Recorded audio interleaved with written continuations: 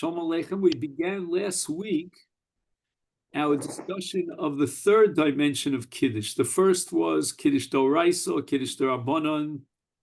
We came to the conclusion that almost according to everyone straight across the board, Kiddush is Doraisa, and we derive it from Zochas Yom HaShabbos L'Kadsho. And then we went on to discuss Kiddush Al Yayin, and here there was a really split down the middle in Rishonim, whether or not Kiddush Al Yayin is Doraisa or Darabanan. And we saw that Rashi Shita and the Mefarish in Nazir is that Kiddush Al Yayin is Doraisa. And when Chazal derived from the Pasuk Zochas Yom HaShabbos L'Kadsho Zochrei Al Yayin, that requirement of Yayin is Doraisa. However, many Rishonim, the Balei HaTosfos and the Rambam and others, are of the opinion that Kiddush Al Yayin is Darabanan. And we had long discussions about how the Yayin enhances the Kiddush, and therefore one should be Yotzei Kiddush Al Yayin. And then we began last week to discuss the third dimension of our discussion about Kiddush, and that's called Hamavorech Tzorech Sheyitom. And that is the question of Shtia. And how important, how critical is it to drink from the kos of Kiddush?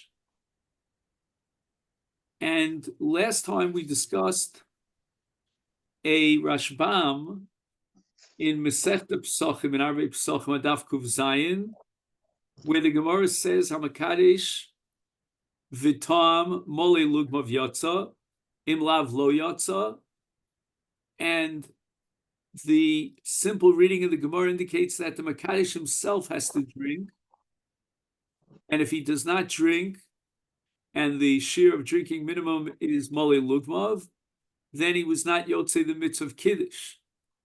However, the Rashbam reinterprets the Gemara, not Kipshuta, and according to the Shita of the Rashbam, if he was Makadesh and he gave from the Yayin over to someone else, one of the other Mesubin, and one person from those members of the household that were at the table would drink Kimoli Lugmav, then, according to the Rashbam, everyone was Yotzei Yedei Chova, and the mitzvah of Kiddush was complete, and there's no need for the Makadesh himself to drink from the kos.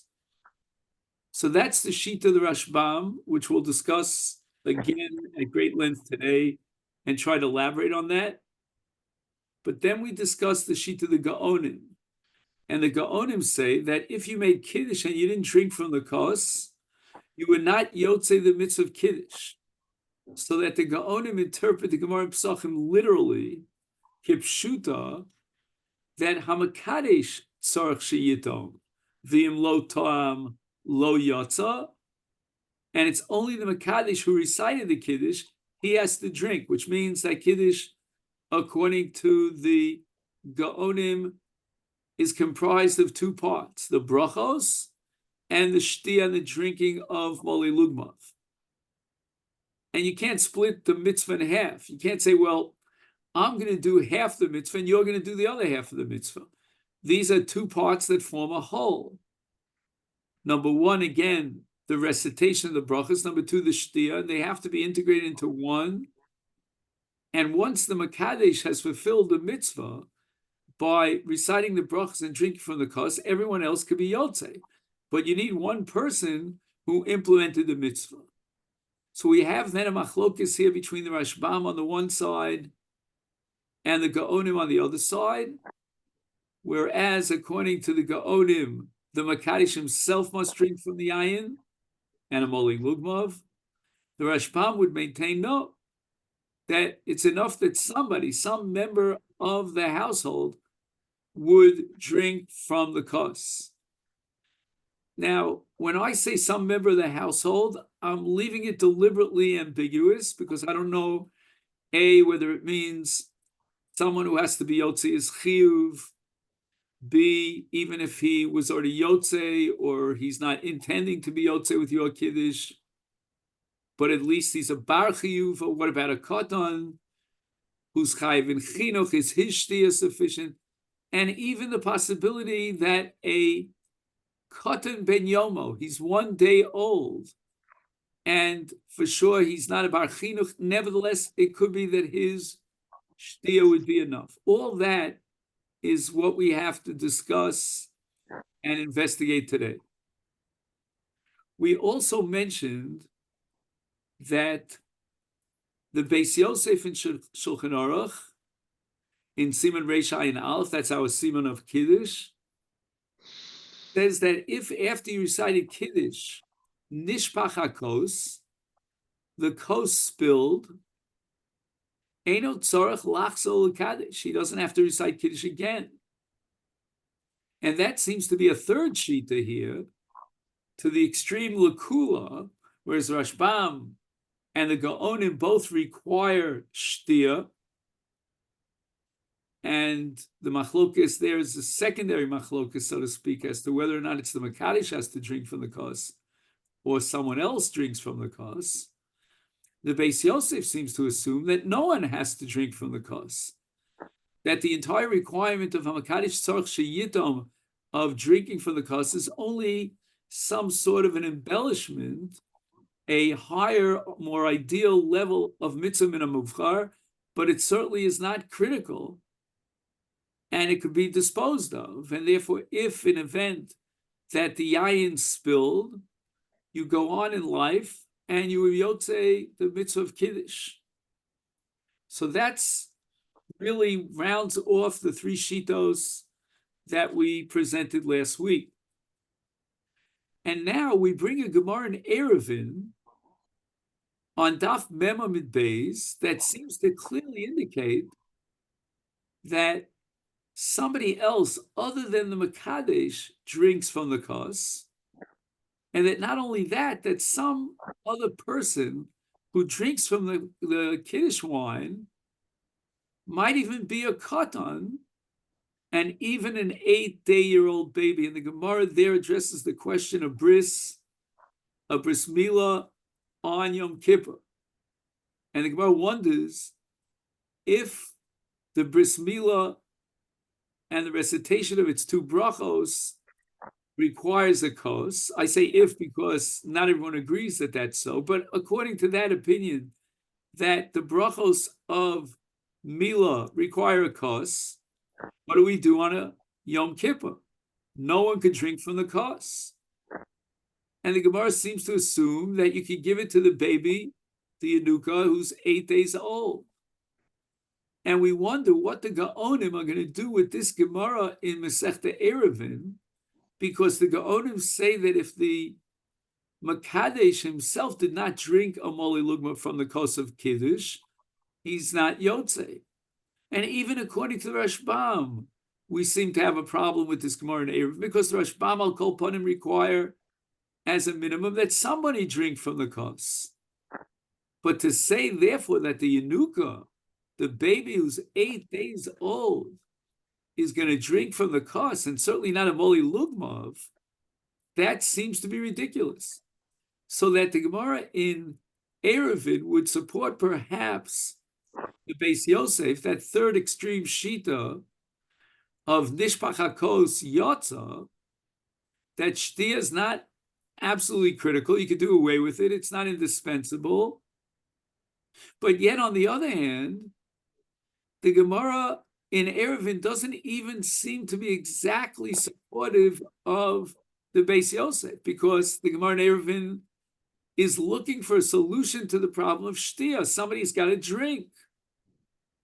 It's not like the Beis Yosef's scenario where nobody drank and the wine spilled entirely from the kos. The Kiddush then of the Gemara in Erevin seems to be that we need a shtia, but any shtia will do.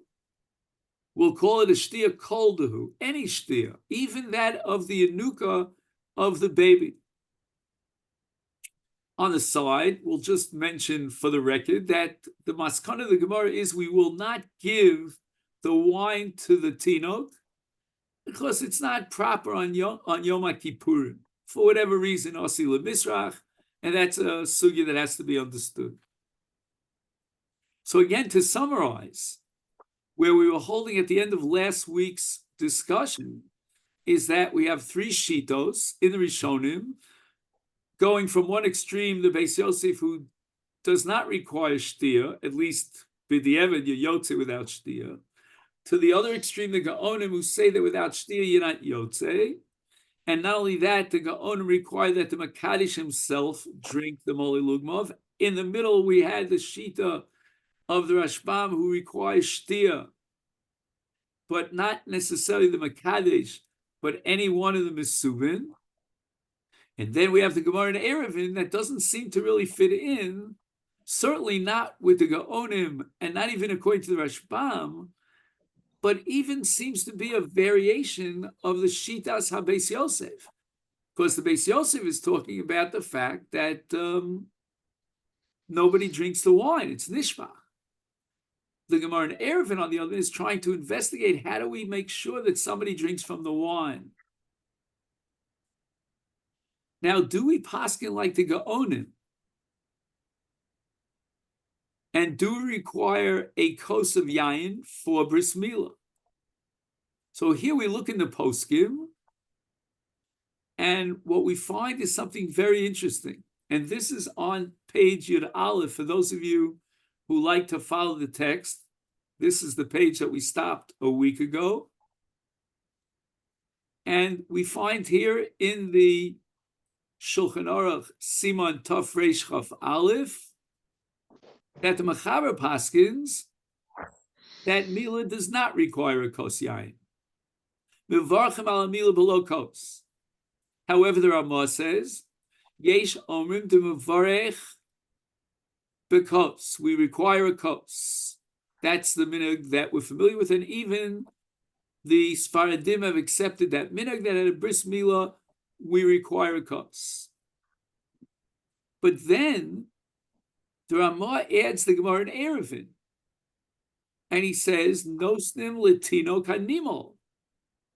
That if it's not Yom Kippur, because then we have a problem of, we don't want to educate the children to drink wine on Yom Kippur, then even on a regular bris milah, it seems from the Ramah that there's no need for anyone other than the Tinok to drink from the wine. So on the one hand, the Ramah does require a kos yayin for bris milah, but on the other hand, as far as drinking from the kos, it's okay for the Tinok to do it.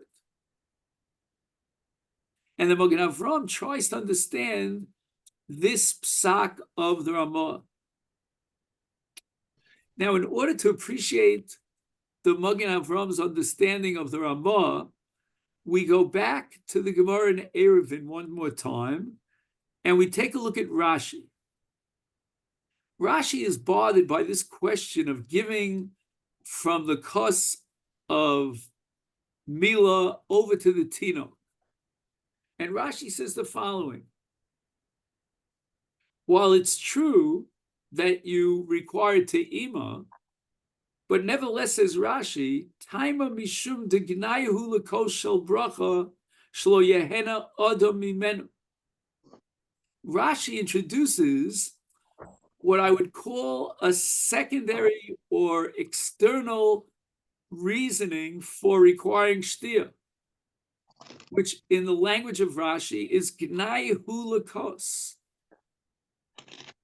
And Rashi goes ahead and explains why is it a gnayu lekos. We recite a Boreh pri HaGefen. No one is going to benefit, is going to enjoy the kos. The spectator, the onlooker, is very perplexed about this. You made a Boreh pri HaGefen, which is a birchas hanenim, and no one was nene from the kos.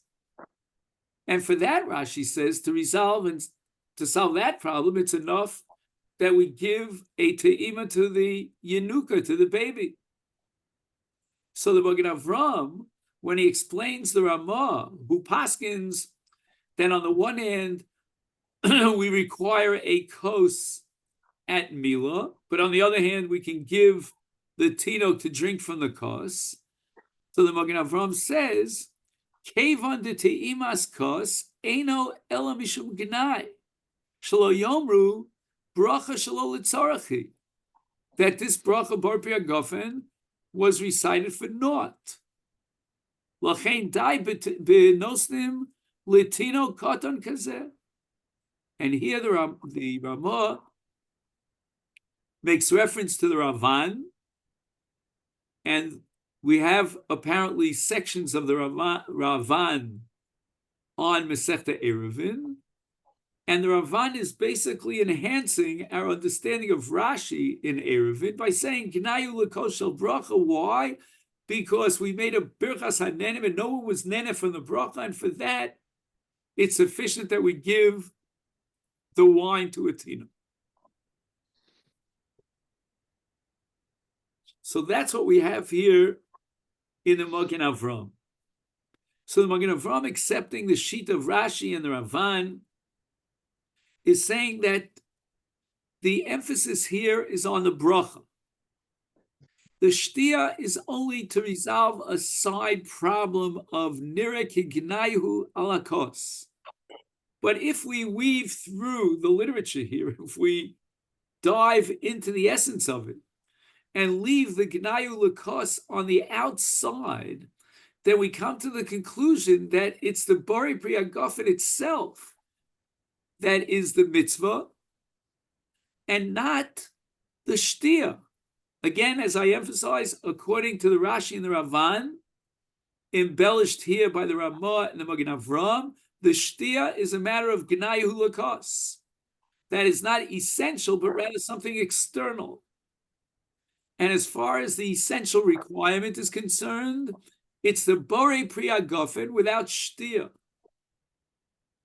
And what that means, Rabbosai, is something very, very radical, revolutionary almost.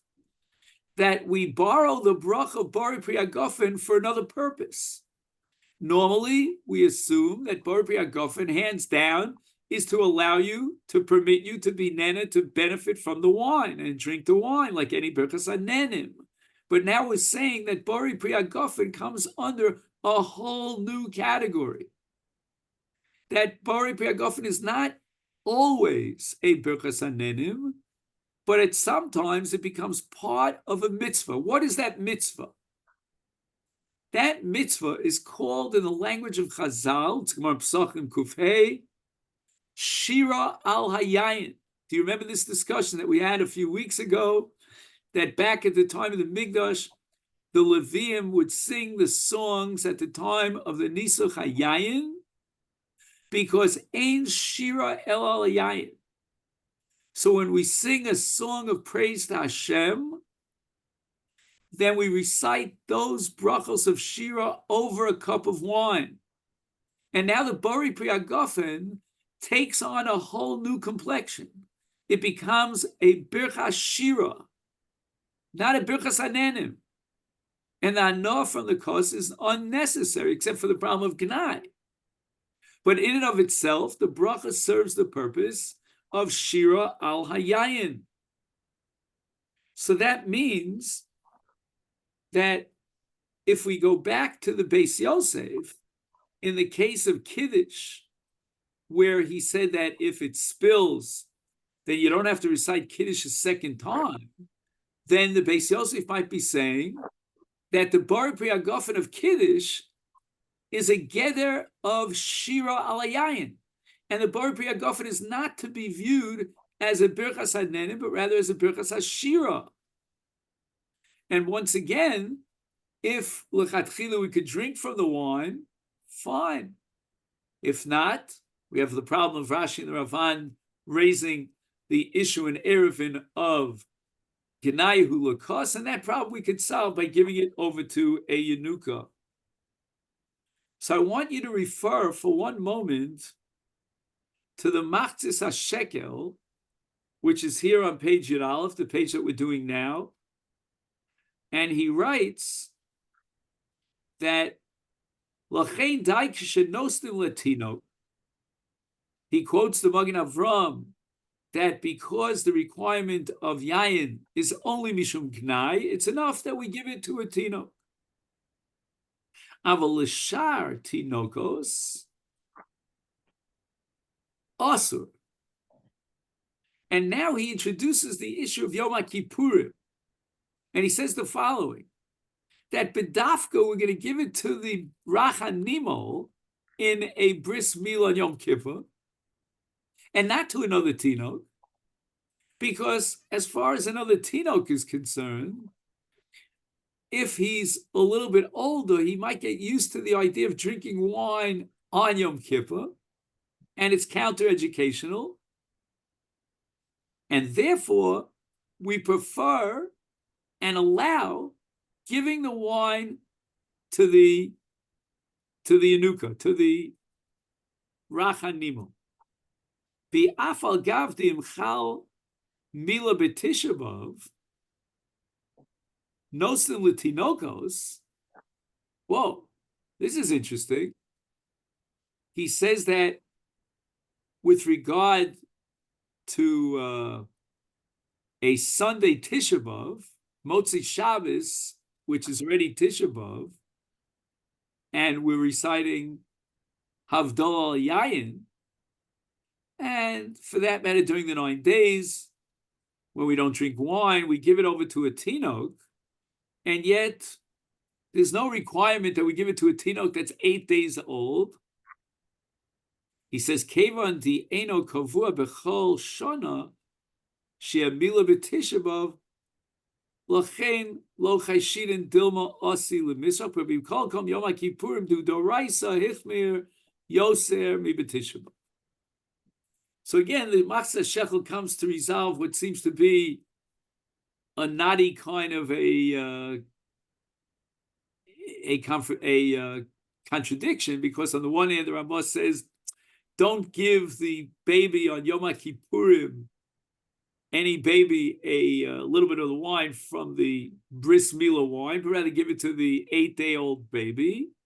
And yet on Tisha B'Av, or for that matter, during the week of Tisha B'Av, when we don't drink wine, we give the Havdalah over to a Tinok, even though the Tinok's a little bit older. But the Machzah Shekel calms us down about this. It's not a contradiction, because the Iser of Yayin on Yom Kippur is Doraisa, and therefore we have to be very, very careful, super careful about giving Tinokos to drink from the wine. Now, I'd like you to refer to the box on the bottom. He says, what does Asila Misra I'll answer mean? questions in just a minute. Let me just finish this one paragraph. Ulefi zeh yesh lomar shelidas habeis Yosef, beis Yosef hu kirashi v'Ravan. Very interesting.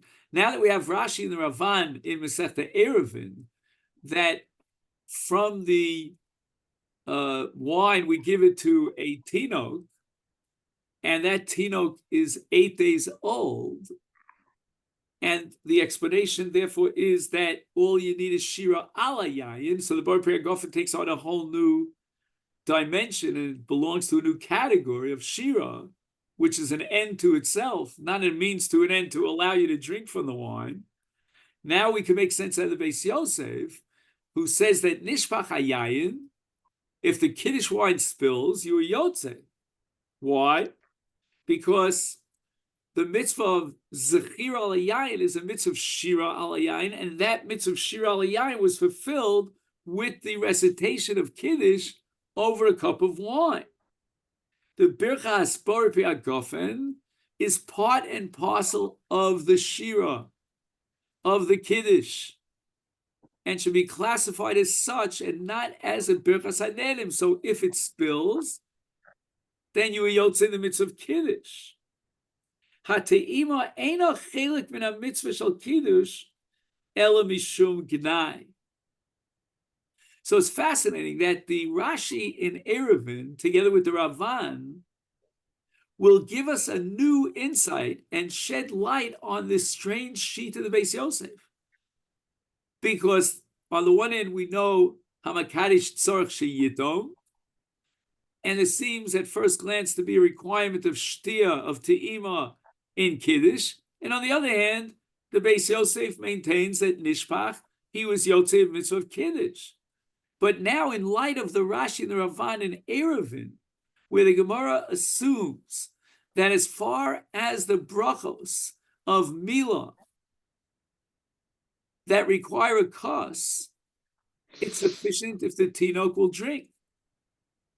And the explanation offered by Rashi is because otherwise, Gnayu lakos, something totally external, not part of the mitzvah itself. The basic requirement is to recite the Boreh Pri HaGefen over a kos. There's no requirement per se of drinking from the kos. Let the tinok drink from the kos just to quiet down, calm down the spectators who are wondering, what kind of a Boreh Pri HaGefen is this? Without any drinking? But that's not really a valid question or an objection, because the Boreh Pri HaGefen comes under a different category of shira. Is Memela, I understand the Beis Yosef, that in the case of Nishpach, he was Yotzei his mitzvah of Kiddush. Go ahead, Bobby. What does Asi L'Misrach mean? Asi L'Misrach means it's counter-educational, meaning it seems that, once you start giving out wine for drinking on Yom Kippurim, it's counter-educational. Asi L'Misrach means that a year later, he's going to remember, hey, a year ago, they allowed me to drink wine on Yom Kippurim. So that's a separate problem. We will overcome that problem, override that problem, I should say, according to the Machzah Shekel, for the sake of Kiddush D'Oraisa. But in the case of Tisha B'Av, we're going to be very, very careful, and so forth and so on. Yeah, Joe, I think you look like you're surrounded by darkness there. Yeah, it's dark in here. Sorry. You're developing some film, I guess. I didn't get a chance to open the windows. All right, don't let any ghosts in here. We don't introduce any demons or shade into our shir. So I just want to make sure. Yes, and you also look like you're in the dark a little bit there. Oh, I see your face. Okay, good. Yeah, go ahead, Joe. I just want to make sure I understand that the Machzah Shekel is really saying that it's not necessarily that the baby is allowed to drink because he's part of the mitzvah. I was thinking that that's where he was going. That's why he's allowed to have, but another tinuk wouldn't be allowed to have because he's not part of the mitzvah, so he can't partake of that.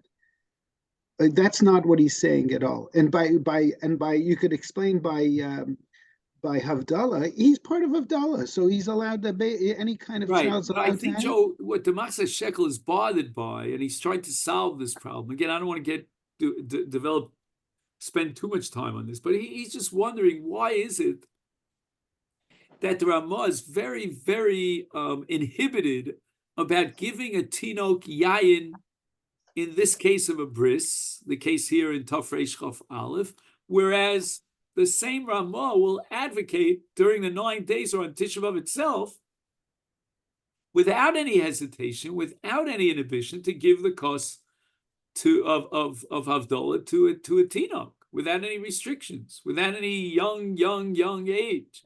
And he's saying, because in the case of Tisha B'Av, what's your fear? The Asi L'Misrach is only for a violation of a Derabanan. But in the case of Yom Kippur, we don't want to mess around, allowing a tinok to drink, calling up a tinok to drink on Yom Kippur. Could you imagine? Imagine the case of a bris on Yom Kippur, and let's say the Moel, or who's ever in charge of organizing the bris, he says, where do we find a child in the audience to come forward and drink the yayin on Yom Kippur? That's not something that we'll do. Except I saw that happen at our synagogue on Yom Kippur about a dozen years ago. Okay, so again, I don't want to tell you anything about your synagogue. I'm sure it's it's a Machziki Adas. I'm sure it's a very high level Machziki Adas, but maybe Jewish quarter. What? It was in the Jewish quarter. Okay, so it's a Jewish thing. You know what I mean? It's a Jewish thing. If it was in the Jewish quarter, it was probably a very Jewish kind of thing. Okay, then.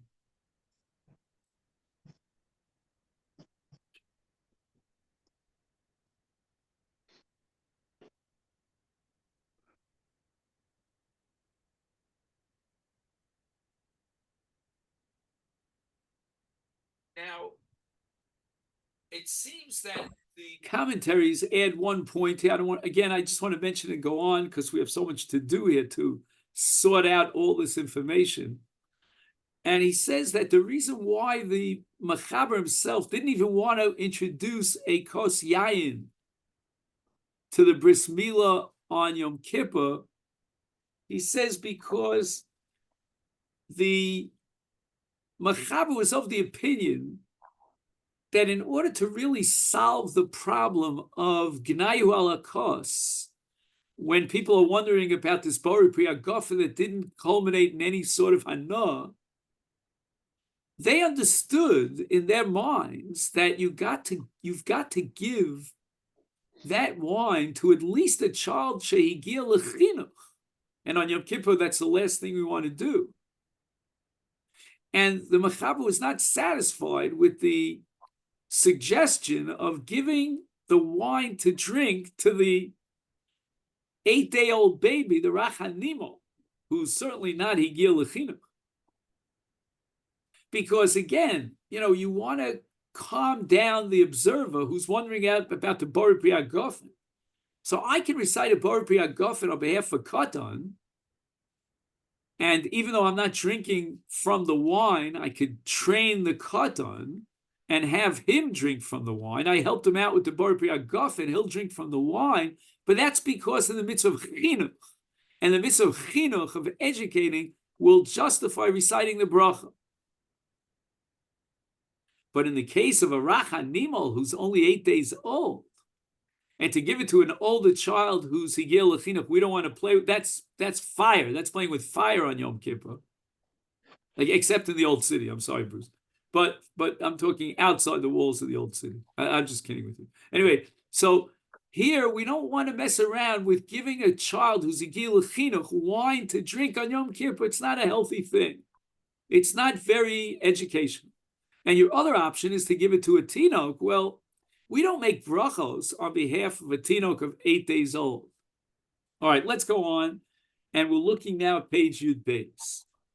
And this is Rabbeinu David. Rabbeinu David. So Lamaisa, what would you say we do at a Yom Kippur bris? Well, I don't know. I don't know. I'd have to do. So Bobby, I'll have to do. I'll have to do a little more research on that. Okay. But again, just in terms of what we've seen today, I'm not paskening halacha l'maisa. It would seem that we go ahead and we do make a bracha Boreh Pri HaGefen, and we're satisfied with giving it to the tinok who's 8 days old. I don't know if the Sfaradim will do so, but for the Ashkenazim, we can rely on the Ramah, who relies in turn on Rashi and the Ravan. So that's what I would say up front. But l'maisa, I'd have to research it a little further. Now we go on to Rabbeinu David on page Yud Beis. Rabbeinu David was a Talmud, or the Talmud of the Ramban, and he's talking about the concept called shel Bracha. What's a shel Bracha? A shel Bracha, for example, would be a shel Avdallah, where we recite brachos ala kos, a kos of Birkas Hamazon, where we recite brachas over a kos. And we apply the principle of the Gemara in Pesachim Kufheim and Beis HaMavarech Tzarech Sheyitom. Says Rabbeinu David, what does it mean HaMavarech Tzarech Sheyitom? And he says the following, that as far as a shel Bracha is concerned, HaMavarech Tzarech Sheyitom means that somebody has to drink from the kos. Not necessarily the Mavarech. He says anyone could drink from the kos. But look at his language. First he says, he gives you one impression, and he writes, Kisha Amru, when the Gemara says in Pesachim, HaMakadish Tzarech Sheyitom, and HaMakadish Im Tom Moli Lugmav Yotzav Im Lav Lo Yotza, don't get the misimpression, he says, and conclude like the Gaonim, that the Makadosh himself has to drink from the wine.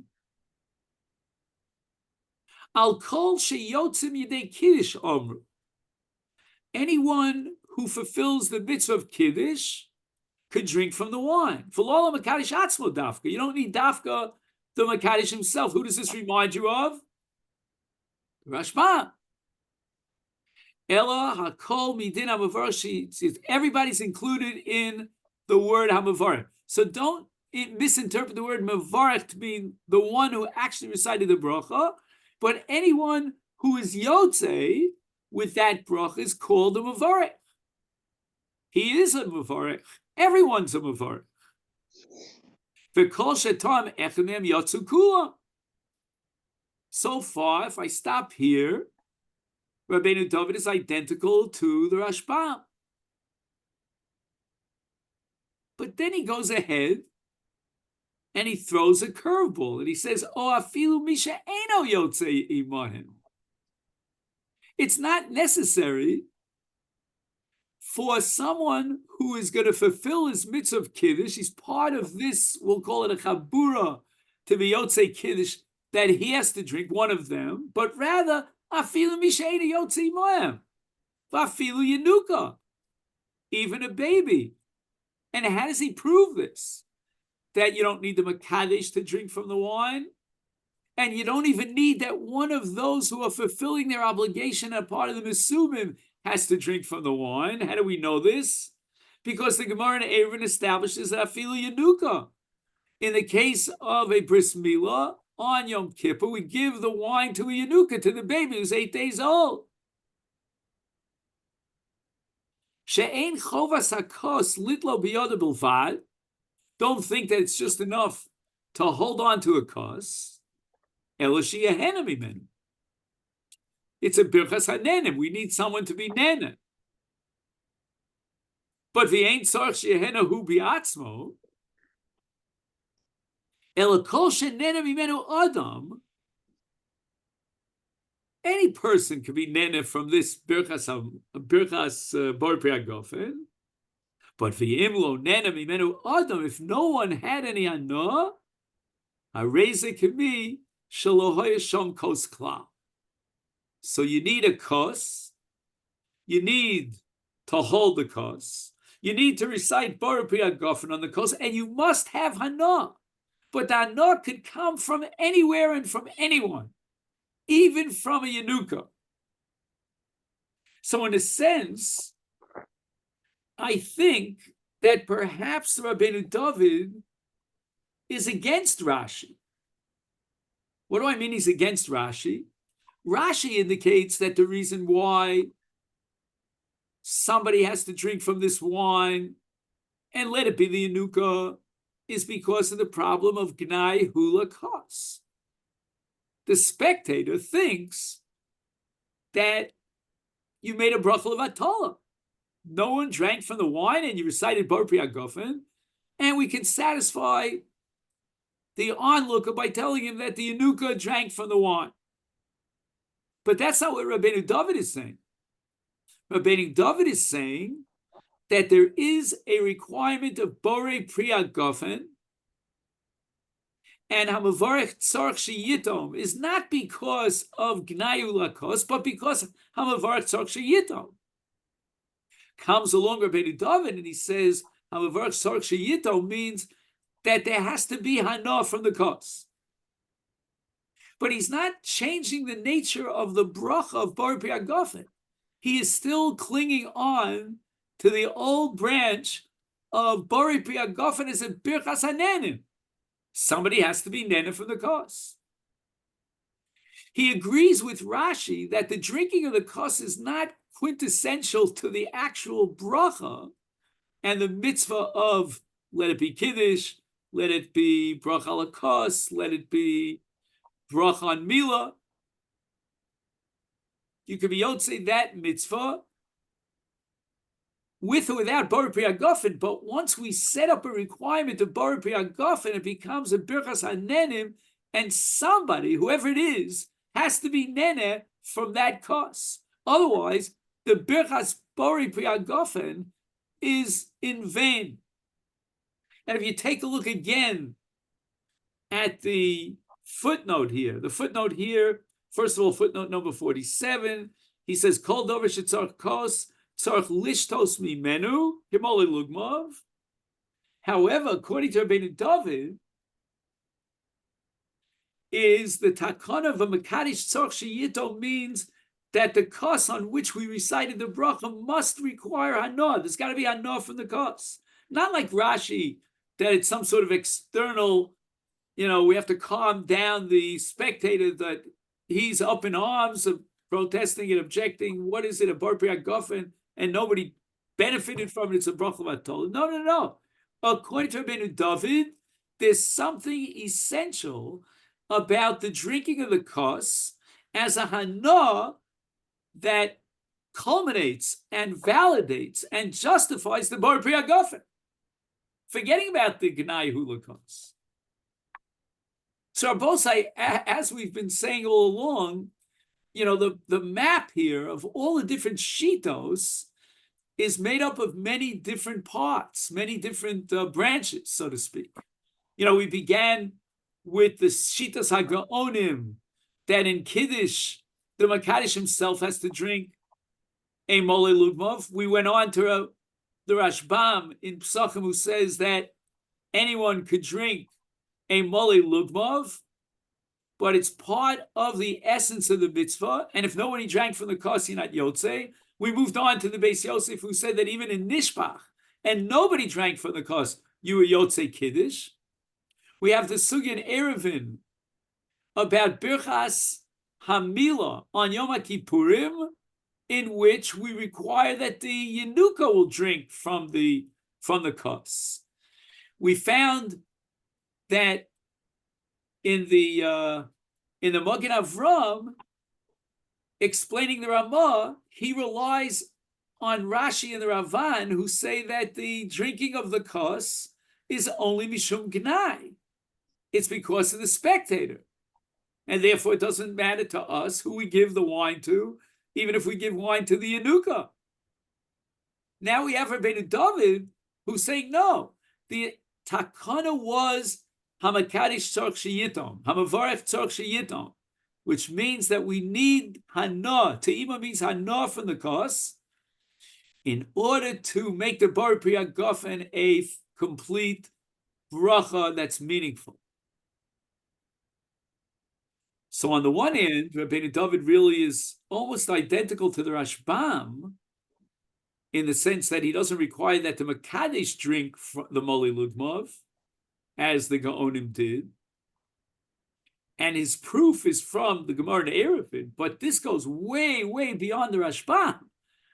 We don't know how the Rashbam is going to square off with the Gemara in Erevin, because the Gemara in Erevin allows to give the kos over to Yenuka, whereas the Rashbam says somebody has to drink a Mole Lugmov. Albeit it doesn't have to be the Makadosh himself, but somebody, one of the Mesubim at the table, who's Yotzei the mitzvah of Kiddush, has to become the Makadosh, and he has to be Tohen. And if you'll argue that Rabbeinu David fits into the camp of Rashi and the Ravan, that's not true either. Because Rashi and the Rashbam are talking about Kenai Hulakos, whereas Rabbeinu David is talking about justifying the bracha of Boreh HaGefen by being nene from the kos. And that's a requirement in a kosher bracha. We move on now to page Yud Gimel. And Rabosai, hang in there because we're getting to a real critical, I call it a revolution in a second, a bomb that we're going to drop here. But first, let's look at the Mechaber of the Tur Shulchan Aruch here in Reish Ayin Aleph. He writes, Im lo tam ha-makadesh v'tam acher, kosva gaonim de lo yotza. He quotes the Gaonim. Elim kain tam ha-makadesh v'chein kosav v'hag. And at this point, it seems that the Torah is very, very careful about observing the mitzvah of Kiddush in a way that would satisfy the shita of the Gaonim, namely that the Makadosh himself has to drink Mole Lugma. But now we have the Gemara in Erevin. The Gemara in Erevin tells us that Hamavarek Tzorch Sheyito means give it to the Yenuka, in the case over there. V'ha demashva be'erevin, desagi b'timas acher, pirshu ha'gaonim, Hainu dafka b'shar dvarim shetu'unim kos. Aval b'kiddush lo yotza elim kain tama mekadosh. It is the shitas hagaonim that is going to, so to speak, crack open the nut over here, I meant to say, with what I call a brisker tzvei dinim, a very fundamental distinction. We've been assuming until this point that Kiddush fits into a general category called Bracha al HaKos. Is it not so? What is Kiddush if not a Bracha al HaKos? So therefore, when we look at the Gemara in Eruvin, from that perspective, then we come to a conclusion that the Gaonim could not possibly be correct. The Gemara in Eruvin says we're going to give the kos over to the Tina. Says the Tur, we're not putting on the right set of spectacles. Check your glasses. The Gaonim were talking about the mitzvah of Kiddush. That mitzvah of Kiddush should not be classified as a shel bracha. It is a shel bracha, but it's much more than a shel bracha. And the requirement of drinking yayin of Kiddush is not to be understood under the universal umbrella of shel bracha, but rather it generates its own dinim and its own requirement. So we have now two different halachas that emerge according to the Gaonim based on the Tur. One halacha is a universal halacha in Shira al Hayayin. And in Shira al Hayayin, the Shira is the Boreh Pri HaGefen. We have fulfilled our mitzvah fundamentally with Boreh Pri HaGefen, period. End of quote. Any din of Te'ima now is totally secondary. Whether it be in order to quiet down the spectators, as Rashi says in Eruvin Mishum Gnai, or if you take Rabbeinu David because we have to be nene from the kos, whatever it is. But the basic fundamental obligation of Shir al Hayayin and a kosher bracha we fulfilled with the Boreh Pri HaGefen in and of itself. Should that be the case for Kiddush? Comes along the Gaonim and they say no. In Kiddush, there's a separate halacha of drinking from the kos, which is essential to the mitzvah of Kiddush. And when the Torah says, Zocher es Yom HaShabbos l'kadsho, and Chazal interpret that to mean Zochreu al Hayayin, what they meant was that the Zechira and the mitzvah of Kiddush requires Shtiyas HaKos. And that's part and parcel of the mitzvah of Kiddush. Don't ask any kashas or raise any objections against the Gaonim from the Gemara in Eruvin. The Gemara in Eruvin is not addressing the case of Kiddush. The Gemara in Eruvin is addressing the universal shel bracha of Ein Shira El Hayayin. And therefore, in that context, the bracha of Boreh Pri HaGefen is an end unto itself. And Shtia is not a requirement. We'll only do a shtia for one of two reasons. As we said, the Rashi's explanation with the Ravan of Gnai, and the Rabbeinu David that we have to be nene from the kos. But the basic fundamental obligation of Shir al Hayayin we fulfilled with the Boreh Pri HaGefen per se. End of quote. Not so in Kiddush. Zochreu al Hayayin. Zochreu al Hayayin, according to the Gaonim, means not only that you recite Kiddush and the brachas of Kiddush over a cup of wine, but that you drink the wine, and that's part of the Maisa mitzvah of Zocher es Yom HaShabbos l'kadsho. Again, whether it's Doraisa or Rabbanan, we discussed at great length in the last couple of weeks. But whatever it'll be, whether it's Doraisa according to Rashi and the Mefaresh and Nazir, whether it's the Rabbanan according to Tosas and the Rambam, it's irrelevant. But we need Kiddush al Hayayin, Doraisa or the Rabbanan, whatever it is. But that's how we're going to interpret the mitzvah of Kiddush Zochreu al Hayayin. And this becomes crystal clear When we take a look at the Taz on page Yudalit, where the Torah says, "V'agaonim sovrim shem lo tam amakayish lo yotza," and he goes on to say, "V'dafka v'kiddush." The Torah says, "Dafka v'kiddush in kiddush lo tam lo yotza." Again, we're going to have to see what to do with the Beis Yosef about Nishpach. We're not out in the clear yet, but we've made a giant step forward. How do they say? One step for mankind, right? Giant step. We're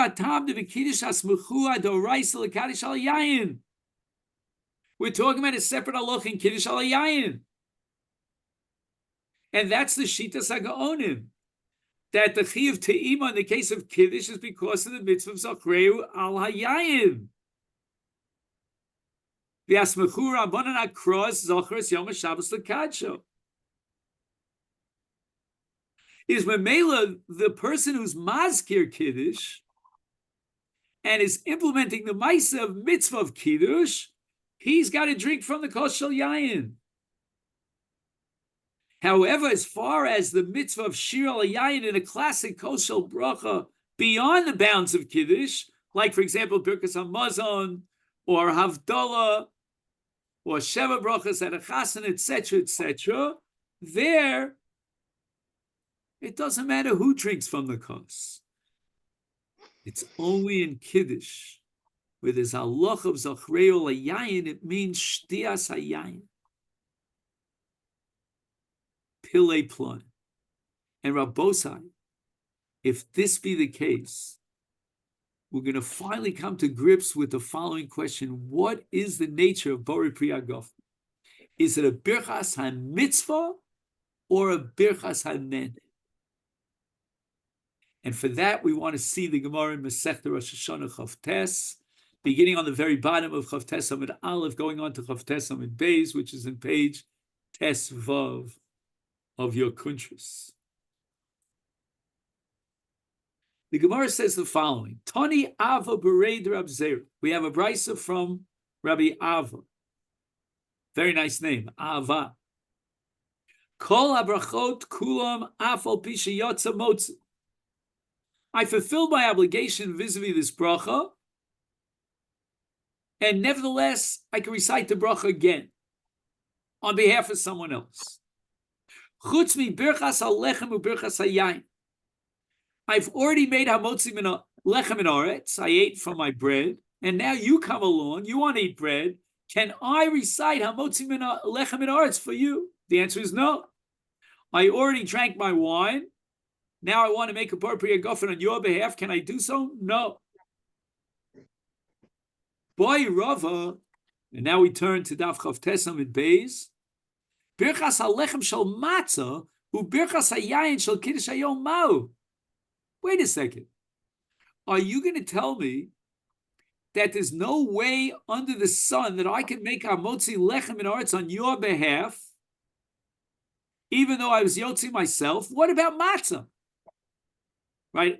We know that there are two brachas on matzah. There's hamotzi lechem in aretz asher kitzarim tzos zvonu al achilas matzah. Certainly, beyond a doubt, I could make the bracha of asher kitzarim tzos as a birchas hamitzvah on your behalf for matzah, even though I was already yotzei that mitzvah, and I already recited that bracha. But what about hamotzi lechem in aretz? We just finished saying and establishing that hamotzi lechem in aretz, you can only recite that bracha on someone's behalf because you yourself need the bracha. But if you have already fulfilled your mitzvah and you already recited that bracha of hamotzi, you cannot recite hamotzi for someone else. And Rava says, wait a minute, what about matzah?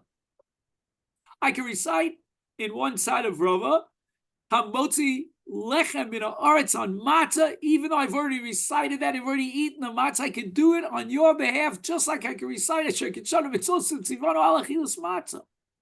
And birchas hayayin shel kiddush. I recited Boreh Pri HaGefen, and I was yotzei my mitzvah of kiddush. I drank from the kos. Now you come in, you're my guest.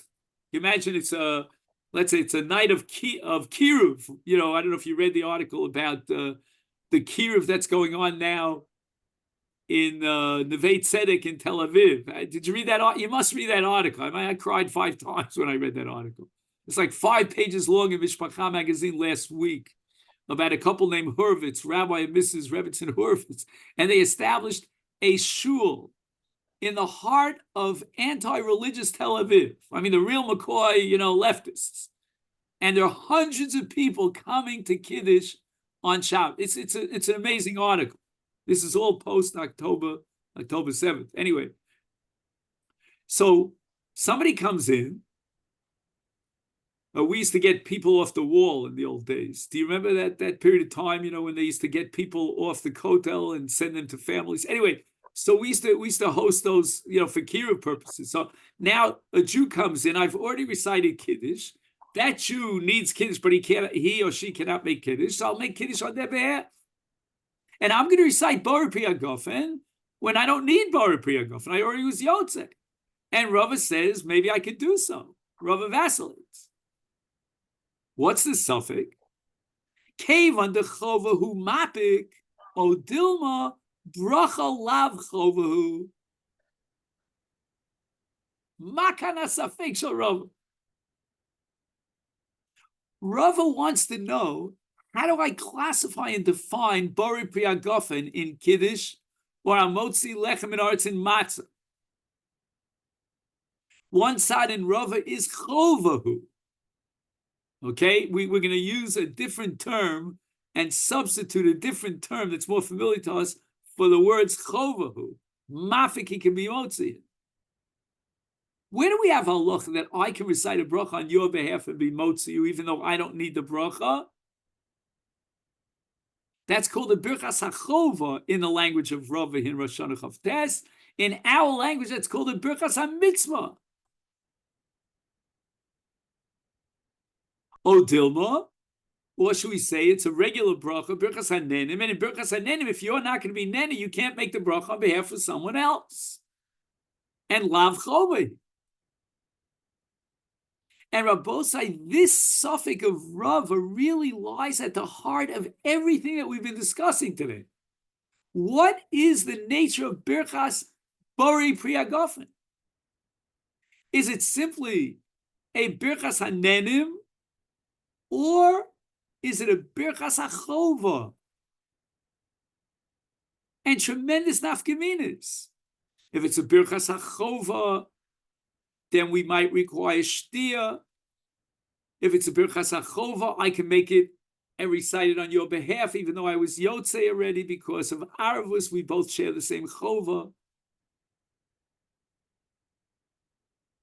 And the unbelievable breakthrough here is that a bracha like hamotzi lechem in haaretz or Boreh HaGefen in its correct context might be changed. It might be transformed and elevated to the status of a birchas hamitzvah, birchas chova. So, for example, if we take the shitas hagaonim that we discussed over and over again, that the mitzvah of Kiddush Zachrei Yayin requires shtia, then the birchas Boreh HaGefen is part of the essence of Kiddush. It becomes a birchas hamitzvah. And the first tzad in Rava's suffix is correct. If we take the Rashbam shita, that there must be shtia, but we allow that every single person at the table who needs that mitzvah of Kiddush is now called a Makadesh, then the shtia and the Boreh HaGefen is essential to the mitzvah of Kiddush. It becomes a birchas hamitzvah. On the other hand, if we go with the shita of the Beis Yosef, or for example, Rabbeinu David, then the bracha of Boreh HaGefen is a birchas hanenim. We need someone to be nene. And it could be that even a Yenuka, as the Gemara establishes, an Eruvin. But again, the Gemara in Eruvin is a whole different discussion, because that's a discussion about Ein Shira El Halayayin. That's a discussion about Bris Milah and about any other koshel bracha.